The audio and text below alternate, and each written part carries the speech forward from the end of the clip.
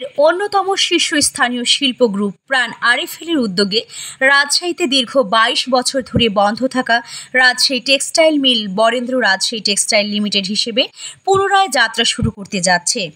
Bangladesh textile মিল কর্পোরেশনের সঙ্গে private public পার্টনারশিপের আওতায় এই মিলটি চালু করতে যাচ্ছে প্রাণ আরএফএল। বর্তমানে পরীক্ষামূলকভাবে উৎপাদন কার্যক্রম শুরু হয়েছে, শীঘ্রই আনুষ্ঠানিকভাবে উদ্বোধন করা হবে।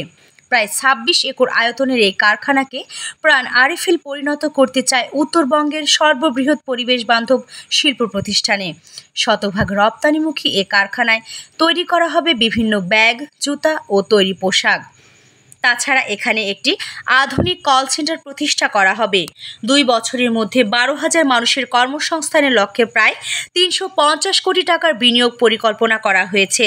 মিলটি চালু উপলক্ষে রাজশাহীর একটি হোটেলে আয়োজিত মিট দ্য প্রেস অনুষ্ঠানে এসব কথা বলেন প্রাণ আরএফএল গ্রুপের বিপণন পরিচালক কামরুজ্জামান কামাল।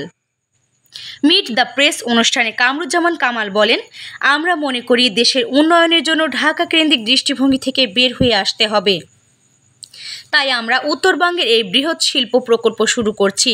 এর মাধ্যমে রাজশাহীর হাজার হাজার মানুষ কর্মসংস্থানের সুযোগ পাবেন এবং স্থানীয় অর্থনীতি গতিশীল হবে। তিনি আরও বলেন, এই কারখানাটি হবে সম্পূর্ণ সাস্টেনেবল গ্রিন ইন্ডাস্ট্রিয়াল পার্ক, যেখানে থাকবে সোলার এনার্জি, গ্রিন জোন ও ওয়াটার রিসাইক্লিং ব্যবস্থা।